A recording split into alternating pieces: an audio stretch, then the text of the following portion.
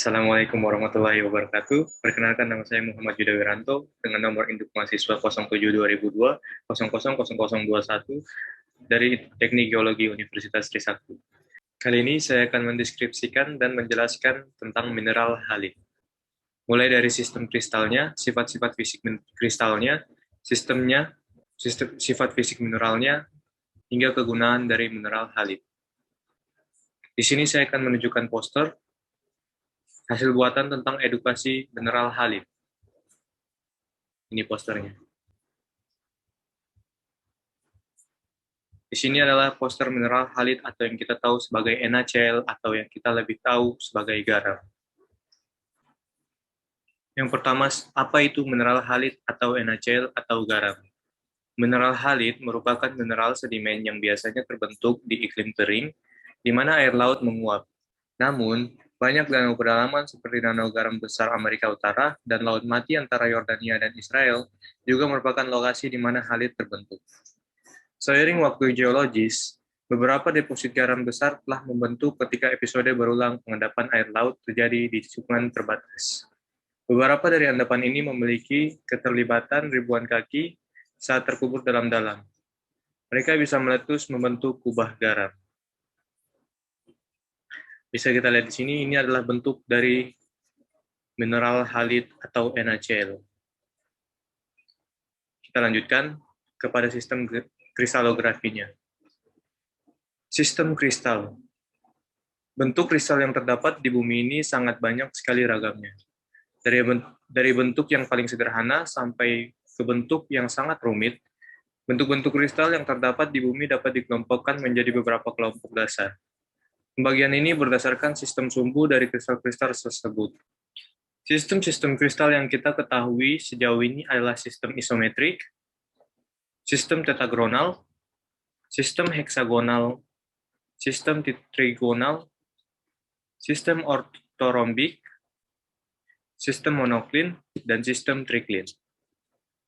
Apa itu sistem isometrik? Sistem isometrik juga disebut sebagai sistem kristal reguler atau dikenal pula dengan sistem kristal kubus atau kubik. Jumlah sumbu kristalnya ada 3 dan saling tegak lurus satu dengan yang lainnya. Sedangkan sistem tetragonal sama dengan sistem isometrik, sistem kristal ini juga mempunyai 3 sumbu kristal yang masing-masing saling tegak lurus.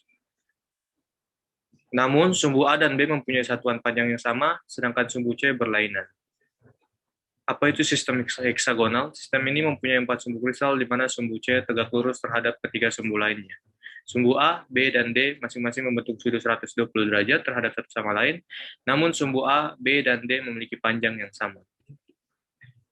Kemudian, apa sih sistem kristal dari mineral halid?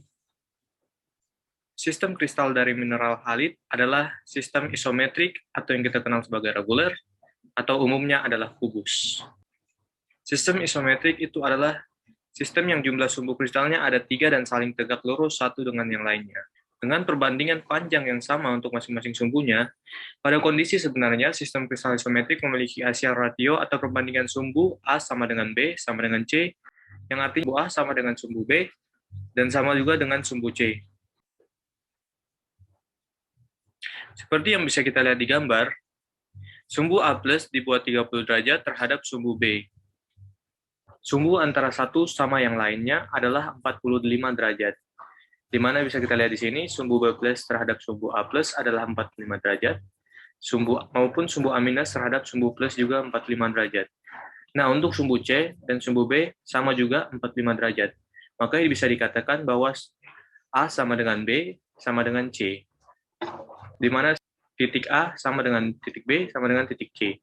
Atau sumbu A sama dengan sumbu B sama dengan sumbu C. Pada penggambaran dengan menggunakan proyeksi ortogonal, sistem isometrik memiliki perbandingan sumbu A dibandingkan dengan B dibandingkan dengan C atau 1:3:3. Artinya, pada sumbu A ditarik garis dengan nilai 1, pada sumbu B ditarik garis dengan nilai 3, dan sumbu C ditarik garis dengan nilai 3. Nilai bukan patokan, hanya perbandingan. Hal ini menjelaskan bahwa antara sumbu A plus memiliki nilai 30 derajat terhadap sumbu B minus. Sistem isometrik dibagi menjadi 5 kelas, yaitu tetaoidal, gyroida, diploida, hextetrahedral, dan hexotahedral. Bisa dilihat di sini, ini adalah bentuk dari bangun ruang sistem kristal isometrik, di mana seperti kubus maupun sistem reguler pada biasanya. Lalu bagaimana dengan struktur atom dari halid atau NaCl? Bisa dilihat di sini.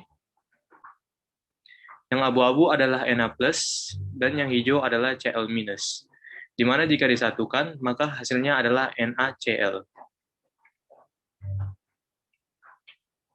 Nah, bisa kita lihat sini dari sifat fisik kristal dari halid adalah, yang tadi saya jelaskan, sistem kristalnya adalah isometrik, bentuk kristalnya adalah kubik, hasil rationya adalah A sama dengan B sama dengan 0, dimensi sudutnya adalah A sama dengan B sama dengan Y, atau sama dengan 90 derajat, dan penamaan HMS-nya adalah 4/M3, 2/M. Parameternya adalah A, B, C, sama dengan 1:3/3.